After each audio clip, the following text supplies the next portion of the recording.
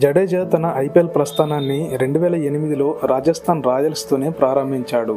19 ఏళ్ల వయసులో ఆ జట్టు ఆరంగేట్రం చేసి తొలి సీజన్లోనే టైటిల్ గెలిచిన జట్టులో సభ్యుడిగా ఉన్నాడు.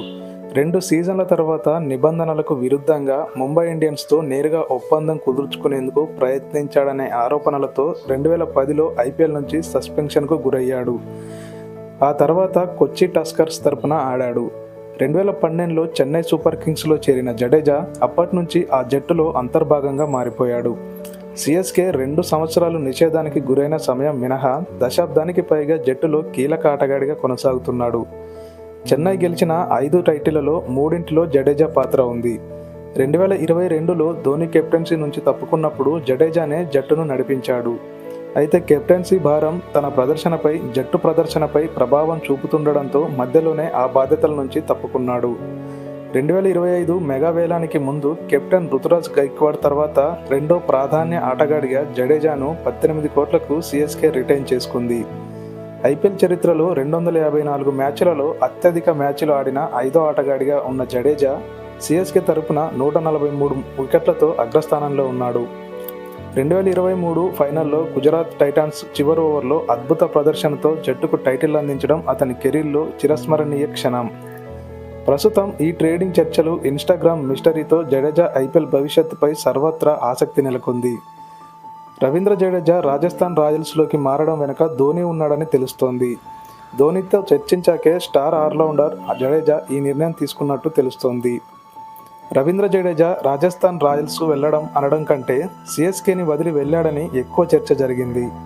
వాస్తవానికి రాజస్థాన్ రాయల్స్ సంజు శాంసన్ను సిఎస్కేతో ట్రేడ్ చేసుకోవడానికి బదులుగా స్టార్ ఆల్రౌండర్లు రవీంద్ర జడేజాను, శామ్ కరన్లను తమ జట్టులోకి చేర్చుకోవాలనుకుంది.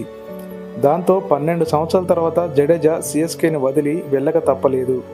కానీ జడేజా ఇందుకు ఎలా ఒప్పుకున్నాడని హాట్ టాపిక్ అయింది. జడేజాను జట్టును వదిలి వెళ్ళమని ఎవరైనా బలవంతం చేశారా, లేదా రాజస్థాన్ అతనికి బిగ్ ఆఫర్ ఇచ్చిందా? ఇప్పుడు ఒక మీడియా నివేదికలో ట్రేడ్ డీల్ జరగడానికి ముందు ఎంఎస్ ధోని, రవీంద్ర జడేజా పరస్పరం చర్చించుకున్నారని తెలుస్తోంది. క్రిక్బజ్ ప్రకారం ట్రేడ్ డీల్ ప్రక్రియ ప్రారంభం కాకముందే జడేజా, ధోని ఒకరితో ఒకరు మాట్లాడుకున్నారు. జడేజా సిఎస్కే నుంచి దూరంగా వెళ్లడమే మంచిదని ఇద్దరూ అంగీకరించారు. ఈ నివేదిక ప్రకారం నూర్ అహ్మద్ చెన్నై సూపర్ కింగ్స్లోకి రావడంతో సిఎస్కే మేనేజ్మెంట్ జట్టులో జడేజా పాత్ర కోసం వేర్వేరు అవకాశాలను చూస్తుంది. ఇది అతడి ప్లేయింగ్ 11లో స్థానంపై కూడా ముప్పు తెచ్చే అవకాశం ఉంది.